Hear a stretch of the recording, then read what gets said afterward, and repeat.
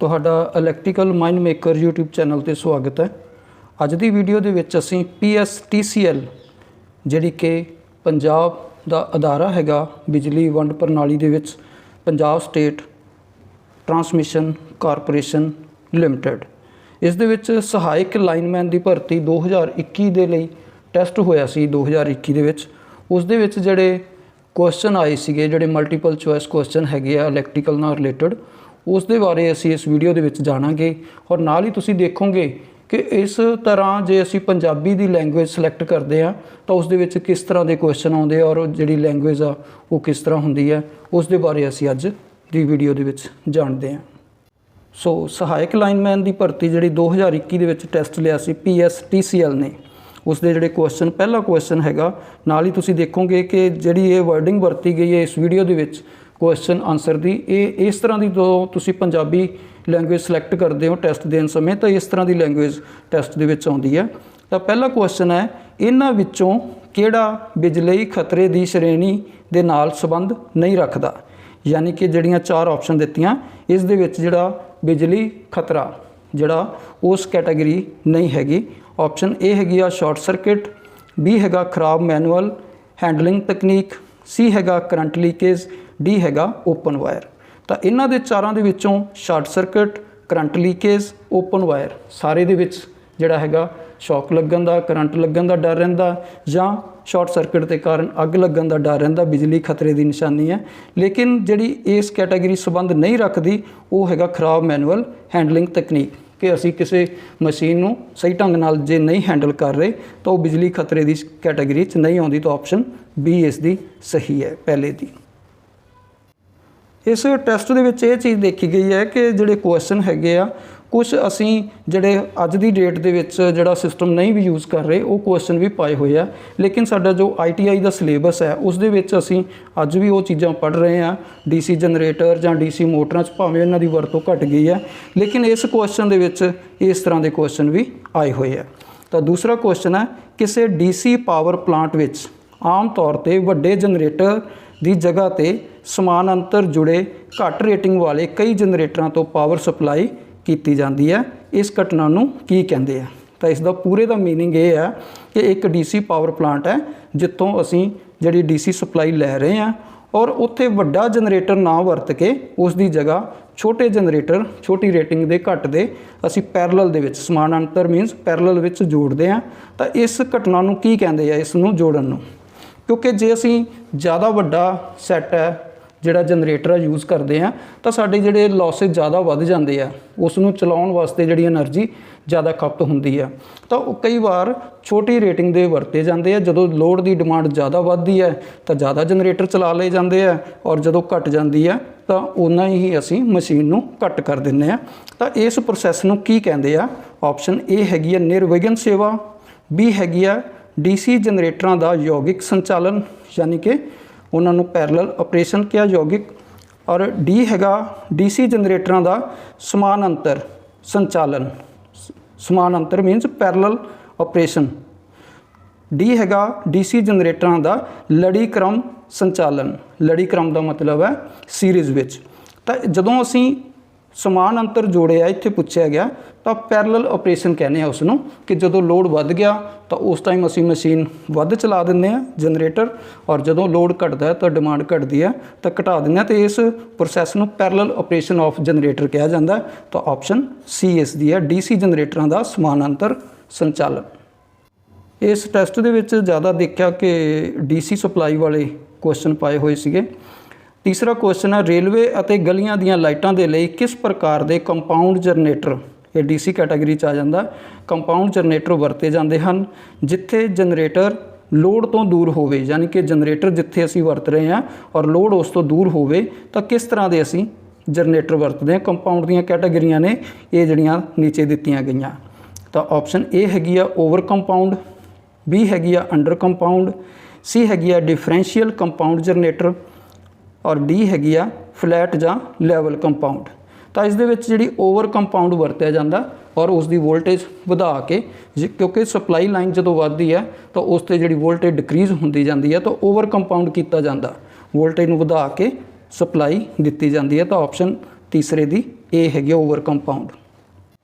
चौथा क्वेश्चन हैगा DC machine which dash द्वारा प्रेरित जिहड़ी induce EMF किहड़ी EMF back EMF दी दिशा निर्धारित की जा सकती है, यानी कि किहड़े नियम दिते गए हैं कहदे नाल असीं पता ला सकते हैं जिहड़ी इंड्यूस EMF हुई है प्रेरित बैक EMF।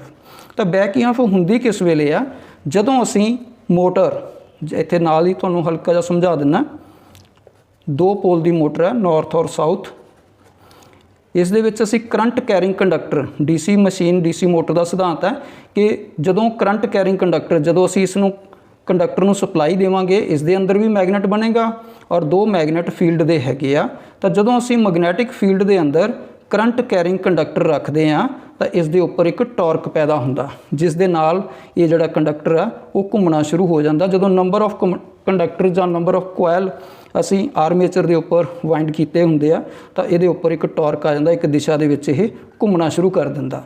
तो जदों ये घूमना शुरू हुंदा है तो नाल ही ये मैगनैटिक लाइन नूं कट करदा है। मैगनैटिक लाइन नूं जदों कटदा है तो उत्थे फैराडे लॉ ऑफ इलैक्ट्रोमैगनैटिक इंडक्शन के सिद्धांत के अनुसार जदों कंडक्टर मैगनैटिक लाइन नूं कट करदा तो इस दे विच EMF इंड्यूस हो जाती है। तो एक असीं सप्लाई इसनूं दे रहे हैं, दूसरी ये विच इंड्यूस हो रही है, लेकिन वो उसकी पोलैरिटी इस तो उल्ट होएगी। जिहड़ी साइड असीं पॉजिटिव दिता उस साइड जिहड़ी पैदा हो रही है प्रेरित बैक EMF वो नैगेटिव है, जिहड़ी साइड नैगेटिव जोड़िया होया उधर पॉजिटिव है। तो पोलैरिटी उल्ट होने करके असीं इसनूं बैक EMF कह दिंदे हैं, बैक EMF। तो इहनूं असीं फाइंड आउट किस दे नाल करदे हैं जदों असीं करंट दी पैदा होया जिहड़ा असीं इंड्यूस हुई है EMF ਉਹਦਾ पता लाने लई करंट का तो फ्लैमिंग का राइट हैंड रूल यूज़ करते हैं। लैफ्ट हैंड की है इसका कंडक्टर किस साइड घूमेगा ऊपर या थले उदों असीं लैफ्ट हैंड यूज़ करते हैं, और जिहड़ी बिजली जिहड़ी EMF इंड्यूस हुई है उन्होंने फाइंड आउट करने लई फ्लैमिंग राइट हैंड रूल यानी कि सज्जे हत्थ का नियम वरत्या जाता। तो ऑप्शन डी इसकी सही है। पंजवां क्वेश्चन हैगा एक मीट्रिक हॉर्स पावर डैश वाट के बराबर हुंदा, जिहड़ा एक मीट्रिक हॉर्स पावर आ किन्ने वाट के बराबर हुंदा। तो इस दे विच की है दो प्रणालियां जिवें आ जांदियां। जे साडे कोल ब्रिटिश पुछा जाए जिहड़ा ब्रिटिश आ सिस्टम है वो 746 वरत्या जाता। इत्थे साडे तो मीट्रिक पुछया, मीट्रिक प्रणाली जिहड़ी है वो हॉर्स पावर आ वो किहदे बराबर हैगी है किन्ने वाट दे, तो वो 735.5 वाट है, 735.5 वाट के बराबर है। तो ऑप्शन इसकी सी सही है। मीट्रिक सिस्टम दे विच 735.5 जे ब्रिटिश पूछा तो 746 वाट, तो इसकी ऑप्शन जी पूछी गई है मीट्रिक, तो सी ऑप्शन इसकी सही है। 6वां क्वेश्चन तांबे का परमाणु पुंज डैश है, यानी कि कॉपर का एटॉमिक मास, इनू जे इंग्लिश बोलना होवे एटॉमिक मास कितना हुंदा है। इंग्लिश वाली साइड जिहड़ा तुसी ऑप्शन होएगी उत्थे एटॉमिक मास होएगा, और जिथे पंजाबी आ परमाणु पुंज लिखा होएगा। तो इसका की हैगा ऑप्शन ए हैगियां 63.54, बी हैगा 247, सी हैगा 51.996, डी हैगा 35.45। तो जिहड़ा कॉपर है, कॉपर का जिहड़ा एटॉमिक मास है वो हैगा 63.454, यानी कि 63.54 इसका एटॉमिक मास है। तो ऑप्शन ए सही है।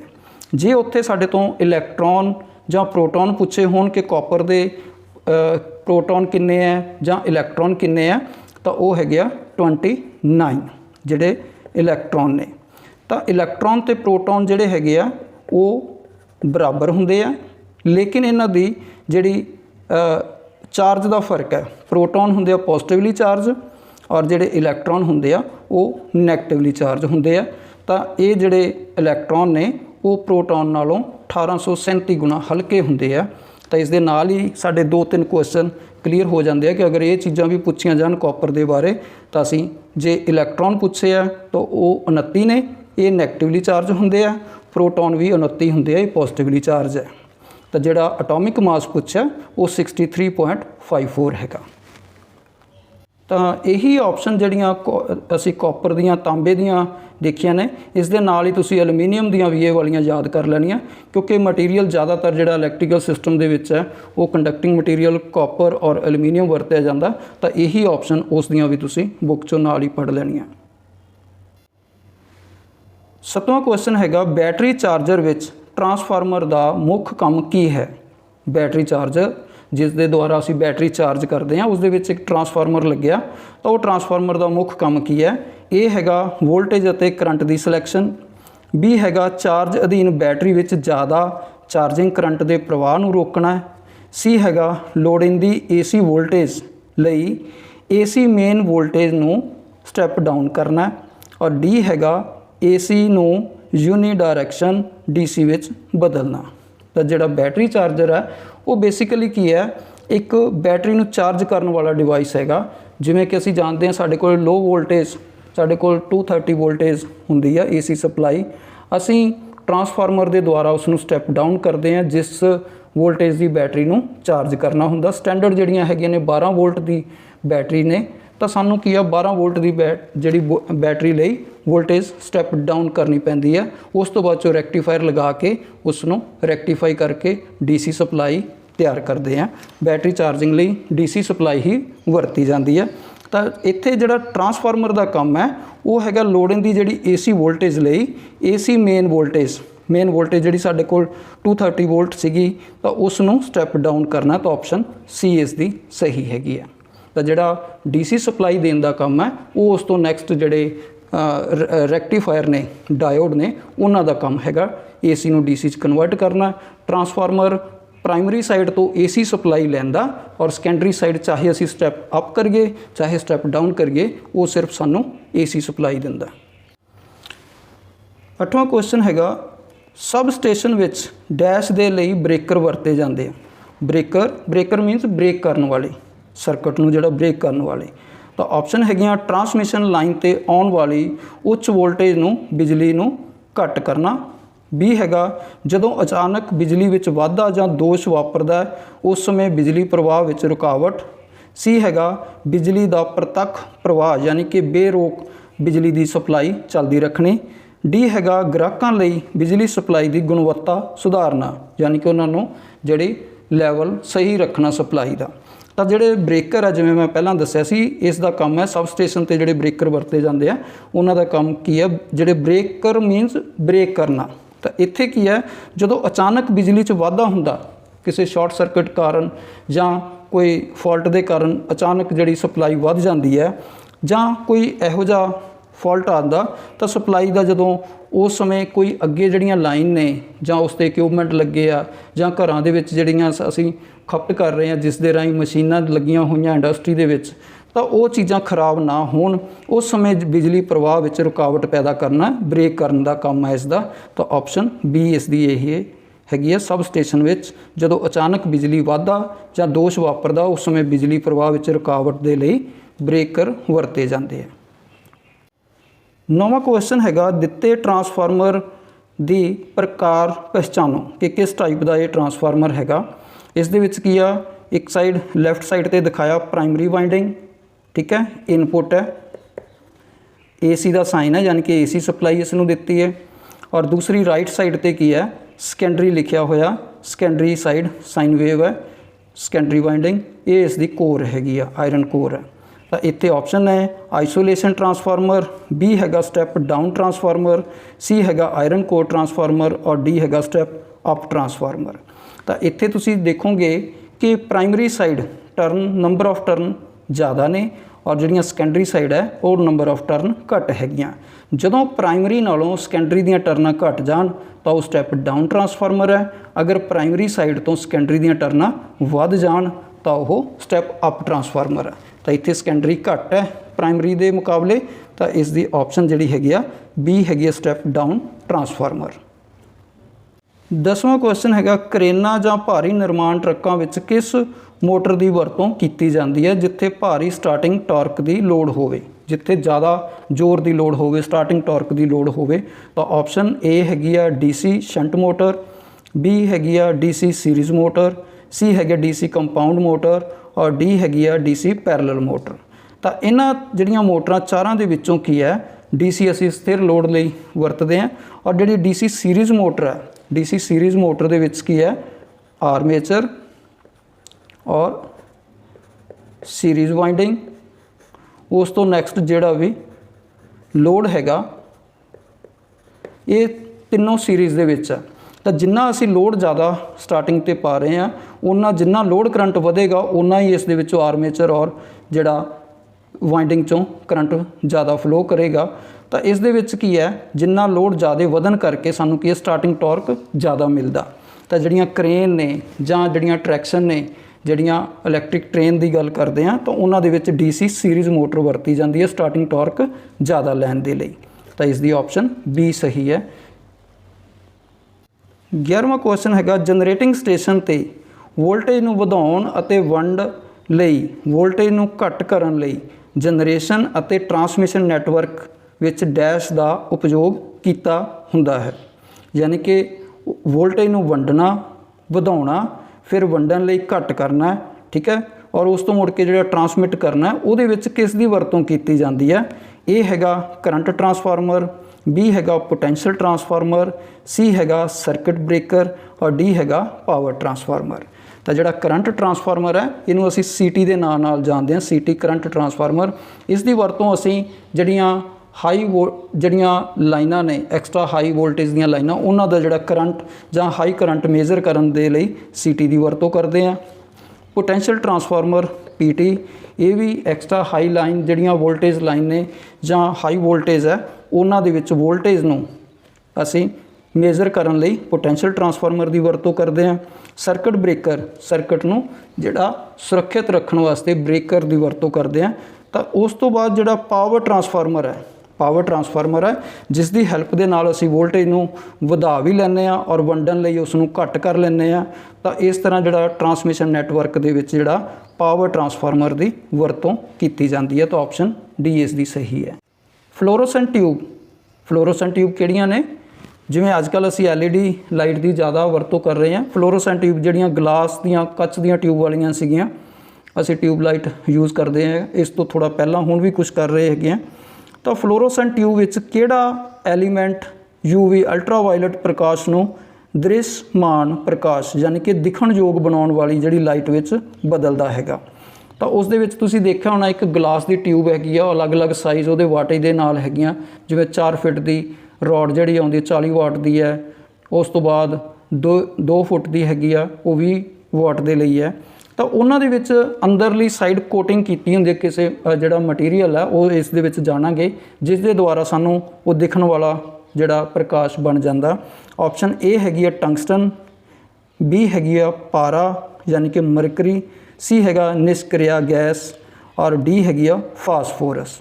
ਤਾਂ ਜਿਹੜਾ ਟੰਗਸਟਨ ਹੈਗਾ ਉਹ ਫਿਲਾਮੈਂਟ ਹੁੰਦੇ ਆ, ਜਿਹੜੀ ਟਿਊਬ ਰੋਡ ਹੈ, ਟਿਊਬ ਰੋਡ ਦੇ ਵਿੱਚ ਜਿਹੜੇ ਫਿਲਾਮੈਂਟ ਨੇ ਉਹ ਟੰਗਸਟਨ ਮਟੀਰੀਅਲ ਦੇ ਬਣੇ ਹੁੰਦੇ ਆ, ਇਹ ਵਾਲੇ ਫਿਲਾਮੈਂਟ। ਇਸ ਦੇ ਵਿੱਚ ਜਿਹੜਾ ਹੈਗਾ ਮਰਕਰੀ ਥੋੜ੍ਹੀ ਮਾਤਰਾ 'ਚ, ਪਲੱਸ ਜਿਹੜੀ ਹੈਗੀ ਆ ਆਰਗਨ ਗੈਸ ਭਰੀ ਹੁੰਦੀ ਹੈ। ਔਰ ਜਿਹੜੀ ਇਹ ਬਾਹਰਲੀ ਸਤ੍ਹਾ ਹੈਗੀ ਉਹਦੇ ਅੰਦਰਲੀ ਸਾਈਡ ਜਿਹੜੀ ਵਿੱਚ ਆ, ਉਸ ਦੇ ਉੱਪਰ ਕੋਟਿੰਗ ਕੀਤੀ ਹੁੰਦੀ ਹੈ ਫਾਸਫੋਰਸ ਦੀ ਅੰਦਰਲੀ ਸਾਈਡ। ਕਈ ਵਾਰ ਟਿਊਬ ਜਦੋਂ ਟੁੱਟ ਜਾਂਦੀ ਆ, ਅੰਦਰਲੀ ਸਾਈਡ ਜੇ ਅਸੀਂ ਥੋੜ੍ਹਾ ਉਹਨੂੰ ਘੁਮਾ ਕੇ ਉਂਗਲ ਨਾਲ ਦੇਖੀਏ ਤਾਂ ਇੱਕ ਵਾਈਟ ਕਲਰ ਦਾ ਜਿਸ ਤਰ੍ਹਾਂ ਪਾਊਡਰ ਲੈ ਜਾਂਦਾ ਉਸ ਦੇ ਉੱਪਰ, ਤਾਂ ਉਹ ਜਿਹੜੀ ਕੋਟਿੰਗ ਹੈਗੀ ਆ ਉਹ ਫਾਸਫੋਰਸ ਦੀ ਹੁੰਦੀ ਹੈ, ਜਿਹੜੀ ਉਹ ਦ੍ਰਿਸ਼ਮਾਨ ਜਿਹੜਾ ਪ੍ਰਕਾਸ਼ ਆ ਦਿਖਣਯੋਗ ਦੇ ਵਿੱਚ ਬਦਲਦੀ ਹੈ। ਤਾਂ ਇਸ ਦੀ ਆਪਸ਼ਨ D ਸਹੀ ਹੈ। 14ਵਾਂ ਕੁਐਸਚਨ ਹੈ, ਸਾਈਨੋਸਾਈਡਲ AC ਲਈ ਫਾਰਮ ਫੈਕਟਰ ਦਾ ਮੁੱਲ ਕਿੰਨਾ ਹੁੰਦਾ? ਯਾਨੀ ਕਿ ਸਾਈਨ ਵੇਵ ਦੇ ਜਿਹੜੇ ਹੈਗੀ ਆ AC ਦੇ ਵਿੱਚ ਫਾਰਮ ਫੈਕਟਰ ਕਿੰਨਾ ਮੁੱਲ ਹੁੰਦਾ? ਤਾਂ ਇਸ ਦੀ ਜਿਹੜੀ ਵੈਲਿਊ ਹੈ ਇਹ ਵੀ AC ਟਰਮ ਦੇ ਉੱਪਰ ਜਿਹੜੀ ਅਸੀਂ ਵੀਡੀਓ ਬਣਾਈ ਸੀ ਉਸ ਦੇ ਵਿੱਚ ਸਮਝਾਇਆ ਸੀਗਾ। ਤਾਂ ਜਿਹੜੀ C ਆਪਸ਼ਨ ਹੈ ਉਹ 1.11 ਇਸ ਦਾ ਆਨਸਰ ਹੈਗਾ। 15ਵਾਂ ਕੁਐਸਚਨ ਹੈਗਾ, ਸਕਰਲ ਕੇਜ ਜਿਹੜੀਆਂ ਮੋਟਰ ਨੇ ਵਿੱਚ ਡੈਸ਼ ਦੇ ਨਾਲ ਇੱਕ ਰੋਟਰ ਹੁੰਦਾ ਹੈ, ਜਿਹੜਾ ਉਸ ਦੇ ਵਿੱਚ ਰੋਟਰ ਕਿਸ ਤਰ੍ਹਾਂ ਦਾ ਹੁੰਦਾ? ਸਕਰਲ ਕੇਜ ਮੋਟਰਾਂ ਆ ਜਾਂਦੀਆਂ ਨੇ ਜਿਹੜੀਆਂ ਅਸੀਂ ਸਿੰਗਲ ਫੇਸ ਜਿਹੜੀਆਂ ਘਰਾਂ ਦੇ ਵਿੱਚ, ਚਾਹੇ ਜਿਹੜਾ ਨਲਕੇ ਦੇ ਉੱਪਰ ਮੋਟਰ ਲਗਾਉਣੇ ਆ, ਚਾਹੇ 3 ਫੇਸ ਦੀਆਂ ਮੋਟਰਾਂ ਨੇ ਜਿਹੜੀਆਂ ਬੋਰ ਦੇ ਉੱਪਰ ਯੂਜ਼ ਕਰਦੇ ਆ, ਮੋਨੋਬਲੋਕ ਟਾਈਪ, ਇਹ ਇੰਡਸਟਰੀ ਦੇ ਵਿੱਚ ਵੀ ਵਰਤਦੇ ਆ। ਤਾਂ ਇਹ ਸਾਰੀਆਂ ਸਕਰਲ ਕੇਜ ਟਾਈਪ ਦੀਆਂ ਮੋਟਰ ਆ ਜਾਂਦੀਆਂ। ਤਾਂ ਇਸ ਦੇ ਵਿੱਚ ਜਿਹੜਾ ਰੋਟਰ ਕਿਸ ਤਰ੍ਹਾਂ ਦਾ ਹੁੰਦਾ? ਇਹ ਆਪਸ਼ਨ ਹੈ ਸ਼ਾਰਟ ਸਰਕਟ ਬਾਰ ਮੀਨਸ ਛੜ ਆ ਜਾਂਦੀ ਵਿੱਚ, ਰੋਡ। बी हैगा 3 वाइंडिंग वाले वाउंड रोटर। सी हैगा ओपन सर्किट 12 और डी हैगा केवल 1 वाइंड वाले वाउंड रोटर। तो जिहड़ियां स्क्विरल केज मोटर आ जांदियां इंडक्शन मोटर, इन्हां दे विच जिहड़ी हैगी आ इंडक्शन बाय इंडक्शन रोटर घुमदा है और रोटर नूं कोई सप्लाई नहीं दित्ती जांदी, सिर्फ स्टेटर नूं दित्ती जांदी है। तो इहदे विच जिहड़े वाउंड रोटर हैगे आ वो ऑप्शन खत्म हो जांदियां। वाउंड वाली जिवें 3 वाइंडिंग वाला वाउंड रोटर है वो स्लिपरिंग मोटर दे विच वरतिया जांदा और जिहड़ा 1 वाला हैगा ये भी इस दे विच नहीं वरतो चाहुंदा वाउंड दे विच। ओपन सर्किट इस दे विच काम नहीं आउंदा। शॉर्ट सर्किट बार जिहड़ी ये ऑप्शन हैगी है स्क्विरल केज मोटर विच जिहड़ा शॉर्ट सर्किट बार दे नाल एक रोटर हुंदा हैगा। नाल ही मैं दिखा दिंदा किस दी गल कर रहे हैं। जिवें सिंगल फेज मोटर जां 3 फेज दे विच रोटर वरते जांदे तुसीं आम देखिया होना। इस दे विच की है जिहड़ा इत्थे डार्क नज़र आ रहा ये कोर हैगी है, रोटर कोर है। इस दे विच जिहड़ियां वाइट कलर नज़र आ रहा ये एलूमीनीयम दे बार है। जिहड़े बार की गल कीती सी, बारां एलूमीनीयम दे बार पाए हुए हैं और ये शॉर्ट सर्किट है। इस साइड तो जिहड़ा वाइट नज़र आ रहा इधरों शॉर्ट किया गया और दूसरी साइड तो ये एक फैन का भी काम लिया और नाल इधरों शॉर्ट भी करता। तो शॉर्ट सर्किट जिहड़े कंडक्टर ने ये वाले तो ऑप्शन इस करके ये असी सही दित्ती है। और नाल ही एक होर क्लीयर हो जाएगा क्वेश्चन इस दे विच। इहनूं तुसीं देखोगे सारे साइडों तो जिन्नियां नज़र आ रही वाइट लाइनां जिहड़ियां बार ने ये तिरछियां ने, टेढ़ियां ने, ये सीधियां नहीं रखियां जांदियां। तुसीं स्टेटर की वाइंडिंग देखी होनी है, उस दे विच स्लॉट सीधे हुंदे आ, लेकिन रोटर दे विच तिरछे ने। तिरछे इस करके रखे जाते हैं ताकि मैगनैटिक लॉकिंग ना हो सके, मोटर का जिहड़ा रोटर आ वो लॉक ना होवे, इस करके इसनूं तिरछा रखा जाता। सो स्क्विरल केज जिहड़ा motor they which short circuit बार दे नाल एक रोटर हुंदा है। ऑप्शन ए सही है। 16वां क्वेश्चन मैगनेट दे नाल रिलेटेड है। चुंबकीकरण के संबंध विच MMF दा पूर्ण रूप की हैगा। MMF दा पूर्ण ना की है जां उसका रूप की है, इसनूं फुल फॉर्म किवें करदे हैं। लास्ट वीडियो जिहड़ी मैगनेटिज्म ते बनाई सी उस दे विच भी दस्सिया सी। Option हैगियां Magneto motive force, B हैगा मैगनेटो मोशन फोर्स, सी हैगा मैगनेटिक मोशन फोर्स और डी हैगा उपरोक्त कोई नहीं। तो इसकी जिहड़ी ऑप्शन है MMF मैगनैटिक फील्ड दे विच वो मैगनेटो मोटिव फोर्स है। ये ऑप्शन इसकी सही है। जिवें इलैक्ट्रिकल सर्किट दे विच EMF हुंदी है, इलैक्ट्रोमोटिव फोर्स जिहड़ी इलैक्ट्रॉनां नूं फोर्स जिहड़ी हैल्प करदी है इलैक्ट्रॉनां दे वहाव नूं, इसे तरह मैगनैटिक फील्ड दे विच Magneto motive force magnetic line नूं हैल्प करदी है उन्हां दा रास्ता कंप्लीट करन दे विच। 17वां क्वेश्चन किरचॉफ लॉ दे नाल रिलेटेड है। किरचॉफ दा पहला नियम दसदा है कि करंट दे हरेक जंक्शन ते आउण वाले करंटां दे जोड़ जाण वाले करंटां दे जोड़ दे डैश हुंदे आ, यानी कि किस तरह हुंदे आ। ऑप्शन ए है दे बराबर, बी तो घट, सी तो वध जां दे बराबर और सी तो वध। इनकमिंग यानी कि इत्थे दिखा दिंदा एक पॉइंट है, जंक्शन पॉइंट कहने जिथे ज़्यादा पॉइंट मिलते हैं। जिस तरह रेलवे च तुसीं सुनिया होना कि स्टेशन के नाल जंक्शन लिखिया हुंदा, जिथे एक तो वध साइडां ते जाण वाले हुंदे आ रास्ते, उन्हां नूं असीं जंक्शन पॉइंट कह दिंदे आ। तो इस जगह के उपर जिहड़े इनकमिंग करंट हैगे आ और जिहड़े आउटगोइंग करंट है उन्हां दा जिहड़ा एल्जेब्रिक जिहड़ा जोड़ हैगा वो 0 हो जाता है। तो इस दे जोड़ की है बराबर है, दोनों के इनकमिंग दे ते आउटगोइंग दे जिहड़ा एल्जेब्रिक जोड़ है वो बराबर हुंदा है। तो इस दे ऑप्शन ए सही हैगी है, ए ऑप्शन है। 18वां क्वेश्चन जिहड़ा रजिस्टेंस दे लॉ दे नाल संबंधित है। प्रतिरोध के नियम संबंधी हेठ लिखियां विचों किहड़ा कथन सच नहीं है। ऑप्शन हैगी है तार की लंबाई वधाउण नाल इसका प्रतिरोध घट जाता है, बी प्रतिरोध चालक की लंबाई के सीधे अनुपाती हुंदा है, सी हैगी है तार के काट सैक्शन खेतर यानी कि क्रॉस सैक्शन एरिया यानी कि मोटाई आ जाती है जिहड़ी क्रॉस सैक्शन एरिया दे वधन नाल प्रतिरोध घट जाता है, डी हैगा प्रतिरोध चालक दे काट खेतर दे उल्ट अनुपाती हुंदा है। सो इस दे विच की है जिहड़ा क्रॉस सैक्शन एरिया मोटाई हैगी आ उस दे वधन नाल की है जिहड़ा प्रतिरोध घट जाता है। जे असी पतली तार वरतते हैं तो उसकी रजिस्टेंस ज़्यादा हुंदी है और जे असी तार की मोटाई जां उसका डाया वधा दिंदे आ, ज़्यादा गेज की जिहड़ी वायर यूज़ करते हैं तो करंट की कैपेसिटी वध जाती है, रजिस्टेंस घट जाती है। तो इत्थे ये भी नहीं आ सकता डी सेम ਉਹੀ ਹੈ, ਉਲਟ ਅਨੁਪਾਤੀ ਹੈ ਕਿ ਜੇ क्रॉस ਸੈਕਸ਼ਨ ਏਰੀਆ ਘਟੇਗਾ ਤਾਂ ਰਜਿਸਟੈਂਸ ਵਧੇਗੀ, ਜੇ क्रॉस ਸੈਕਸ਼ਨ ਏਰੀਆ ਵਧੇਗਾ ਤਾਂ ਰਜਿਸਟੈਂਸ ਘਟੇਗੀ। ਇਹ ਵੀ ਸਹੀ ਹੈ। ਤਾਂ ਪ੍ਰਤੀਰੋਧ ਚਾਲਕ ਦੀ ਲੰਬਾਈ ਦੇ ਸਿੱਧੇ ਅਨੁਪਾਤੀ ਹੈ। ਇਹ ਵੀ ਸਹੀ ਹੈ ਕਿ ਜਦੋਂ ਲੈਂਥ ਵੱਧਦੀ ਹੈ ਤਾਂ ਰਜਿਸਟੈਂਸ ਵੀ ਉਸੇ ਹਿਸਾਬ ਨਾਲ ਵੱਧਦੀ ਹੈ। ਜੇ ਡਬਲ ਆ ਤਾਂ ਡਬਲ ਹੋਏਗੀ, ਜੇ ਘਟਦੀ ਹੈ ਤਾਂ ਉਨੀ ਘਟ ਜਾਏਗੀ। ਤਾਂ ਜਿਹੜੀ ਤਾਰ ਦੀ ਲੰਬਾਈ ਵਧਾਉਣ ਨਾਲ ਇਸ ਦਾ ਪ੍ਰਤੀਰੋਧ ਘਟ ਜਾਂਦਾ, ਇਹ ਗਲਤ ਹੈਗਾ। ਤਾਂ ਇੱਥੇ ਕੀ ਆ, ਕਥਨ ਸੱਚ ਨਹੀਂ ਹੈਗਾ। ਉਹ ਪੁੱਛਿਆ ਵੀ ਕਿਹੜਾ ਨਿਯਮ ਇਹਨਾਂ 'ਚੋਂ ਗਲਤ ਆ, ਤਾਂ ਆਪਸ਼ਨ ਏ ਇਸ ਦੀ ਸਹੀ ਹੈ ਕਿ ਤਾਰ ਦੀ ਲੰਬਾਈ ਵਧਾਉਣ ਨਾਲ ਇਸ ਦਾ ਪ੍ਰਤੀਰੋਧ ਘਟ ਜਾਂਦਾ ਹੈ, ਘਟਦਾ ਨਹੀਂ ਹੈ, ਵੱਧ ਜਾਂਦਾ। ਤਾਂ ਆਪਸ਼ਨ ਏ ਦੱਸਣੀ ਅਸੀਂ। 19ਵਾਂ ਕੁਐਸਚਨ ਹੈਗਾ 1 ਮਾਈਕਰੋ ਐਂਪੀਅਰ ਦਾ ਮੁੱਲ ਦੱਸੋ। ਮਾਈਕਰੋ ਕੀ ਹੈਗਾ, 10 ਦੀ ਪਾਵਰ -6, 10 ਦੀ ਪਾਵਰ -6 ਯਾਨੀ ਕਿ 1/1 ਦੇ ਨਾਲ 6 ਸਿਫਰਾਂ, ਜਿਹੜਾ ਮਾਈਨਸ ਨੀਚੇ ਆ ਗਿਆ, 1 2 3 4 5 6, ਇਹ ਇਸ ਦੀ ਵੈਲਿਊ ਹੈ 1 ਮਾਈਕਰੋ ਦੀ, 1 ਮਾਈਕਰੋ ਦੀ।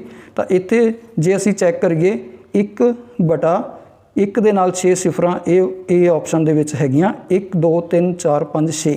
ਤਾਂ ਇਸ ਨੂੰ ਅਸੀਂ 10 ਦੀ ਪਾਵਰ -6 ਵੀ ਲਿਖ ਸਕਦੇ ਹਾਂ। ਤਾਂ ਇੱਥੇ ਨਾਲ ਐਂਪੀਅਰ ਪੁੱਛਿਆ ਤਾਂ ਇੱਥੇ ਏ ਲਿਖੀ ਹੋਈ ਹੈ। ਕਈ ਵਾਰ ਕਿਸੇ ਆਪਸ਼ਨ ਦੇ ਵਿੱਚ ਸੇਮ ਇਸੇ ਤਰ੍ਹਾਂ ਲਿਖ ਕੇ ਨਾਲ ਜਿਹੜੀ ਹੈਗੀ ਆ ਉਹ ਰਜਿਸਟੈਂਸ ਦਾ ਸਾਈਨ ਪਾਇਆ ਹੋਵੇ ਤਾਂ ਉਹ ਨਹੀਂ ਹੈ। ਉਹ ਜੇ ਰਜਿਸਟੈਂਸ ਪੁੱਛਿਆ ਤਾਂ ਦੱਸਾਂਗੇ, ਇੱਥੇ ਐਂਪੀਅਰ ਪੁੱਛਿਆ ਤਾਂ ਅਸੀਂ ਏ ਨਾਲ ਲਿਖਿਆ ਦੇਖਣਾ ਇਸ ਦਾ। ਤਾਂ ਇਸ ਦੀ ਆਪਸ਼ਨ ਏ ਸਹੀ ਹੈ। ਲਾਸਟ ਕੁਐਸਚਨ ਹੈਗਾ 2 ਧਾਤੂ ਪਲੇਟਾਂ ਜਾਂ ਚਾਲਕਾਂ ਨੂੰ ਮਿਸ਼ਰਤ ਧਾਤੂ ਦੇ ਨਾਲ ਬਿਨਾਂ ਪਿਘਲਾਏ ਜੋੜਨ ਦੀ ਪ੍ਰਕਿਰਿਆ ਨੂੰ ਕੀ ਕਹਿੰਦੇ ਆ। ਜਿਹੜੀਆਂ 2 ਧਾਤੂ ਪਲੇਟਾਂ ਜਾਂ ਚਾਲਕ ਹੈਗੇ ਆ, ਜਿਵੇਂ ਅਸੀਂ ਕਾਪਰ ਦੀ ਵਾਇਰ ਨੂੰ ਜੋੜਦੇ ਹੈਗੇ ਆ ਕਿਸੇ ਦੂਸਰੇ ਮਟੀਰੀਅਲ ਦੇ ਨਾਲ, ਤਾਂ ਇਹਨਾਂ ਨੂੰ ਪਿਘਲਾਏ ਬਿਨਾਂ ਜਿਹੜੀ ਮਿਸ਼ਰਤ ਧਾਤੂ ਦੇ ਨਾਲ ਅਸੀਂ ਜਿਹੜਾ ਜੋੜਦੇ ਆ ਤਾਂ ਉਸ ਨੂੰ ਕੀ ਕਹਿੰਦੇ ਆ। ਆਪਸ਼ਨ ਏ ਪਿਘਲਾਉਣਾ, ਬੀ ਟਾਂਕੇ ਲਗਾਉਣਾ, ਸੀ ਸਿਉਣ ਲਗਾਉਣਾ ਔਰ ਡੀ ਸੋਲਡਰਿੰਗ। ਤਾਂ ਤੁਸੀਂ ਦੇਖਿਆ ਹੋਣਾ ਕਿ ਅਸੀਂ ਜਦੋਂ ਸੋਲਡਰਿੰਗ ਕਰਦੇ ਆ, ਸੋਲਡਰਿੰਗ ਵਾਇਰ ਜਿਹੜੀ ਟਿਨ ਤੇ ਲੈਡ ਦੀ ਮਟੀਰੀਅਲ ਦੀ ਬਣੀ ਹੁੰਦੀ ਹੈ, ਉਸ ਦਾ ਮੈਲਟਿੰਗ ਪੁਆਇੰਟ ਲੋ ਹੁੰਦਾ। ਤਾਂ ਜਦੋਂ ਅਸੀਂ ਕਾਪਰ ਵਾਇਰ ਨੂੰ ਜਦੋਂ ਜਾਂ ਕੋਈ ਹੋਰ ਜਿਸ ਤਰ੍ਹਾਂ ਮਟੀਰੀਅਲ ਜੋੜਦੇ ਆ ਤਾਂ ਉਹ ਤੋਂ ਕੀ ਹੈ, ਉਸ ਤੋਂ ਘੱਟ ਜਿਹੜਾ ਟੈਂਪਰੇਚਰ ਦਾ ਮੈਲਟਿੰਗ ਪੁਆਇੰਟ ਦਾ ਅਸੀਂ ਮਟੀਰੀਅਲ ਜਿਹੜਾ ਟਿਨ ਔਰ ਲੈਡ ਦਾ ਬਣਿਆ ਹੁੰਦਾ ਸੋਲਡਰਿੰਗ ਵਾਇਰ, ਉਸ ਨੂੰ ਵਰਤਦੇ ਹਾਂ ਔਰ ਪਿਘਲ ਕੇ ਉਸ ਦੇ ਵਿੱਚ ਜੁੜ ਜਾਂਦਾ। ਤਾਂ ਇਸ ਪ੍ਰੋਸੈਸ ਨੂੰ ਅਸੀਂ ਸੋਲਡਰਿੰਗ ਕਹਿੰਦੇ ਹਾਂ। ਤਾਂ ਆਪਸ਼ਨ ਇਸ ਦੀ ਡੀ ਸਹੀ ਹੈ। ਸੋ ਤੁਸੀਂ ਜਾਣਿਆ ਹੋਵੇਗਾ ਕਿ ਇਸ ਤਰ੍ਹਾਂ ਦੇ ਟੈਸਟ ਦੇ ਵਿੱਚ ਕਿਵੇਂ ਦੇ ਕੁਐਸਚਨ ਆਉਂਦੇ ਆ। ਉਹਨਾਂ ਦੇ ਵਿੱਚੋਂ ਅਸੀਂ ਕੁਐਸਚਨ ਲਿਖ ਕੇ ਤੁਹਾਨੂੰ ਪਹੁੰਚਾਏ ਆ ਔਰ ਇਸੇ ਤਰ੍ਹਾਂ ਦੀ ਵਰਡਿੰਗ ਜਦੋਂ ਤੁਸੀਂ ਪੰਜਾਬੀ ਲੈਂਗੁਏਜ ਸਿਲੈਕਟ ਕਰਦੇ ਹੋ ਉਸ ਦੇ ਵਿੱਚ ਆਉਂਦੀ ਹੈ। ਔਰ ਉਮੀਦ ਕਰਦੇ ਹਾਂ ਤੁਹਾਨੂੰ ਇਸ ਵੀਡੀਓ ਤੋਂ ਜਾਣਕਾਰੀ ਮਿਲੀ ਹੋਵੇਗੀ। ਔਰ ਜਿਹੜੇ ਸਾਥੀ ਇਸ ਚੈਨਲ ਤੇ ਨਵੇਂ ਨੇ ਉਸ ਚੈਨਲ ਨੂੰ ਜ਼ਰੂਰ ਸਬਸਕ੍ਰਾਈਬ ਕਰਨ ਤਾਂ ਕਿ ਤੁਹਾਡੇ ਤੱਕ ਨਵੀਂ ਵੀਡੀਓ ਦਾ ਨੋਟੀਫਿਕੇਸ਼ਨ ਮਿਲਦਾ ਰਹੇ। ਸੋ ਵੀਡੀਓ ਨੂੰ ਲਾਸਟ ਤੱਕ ਵੇਖਣ ਲਈ ਥੈਂਕ ਯੂ ਵੈਰੀ ਮੱਚ।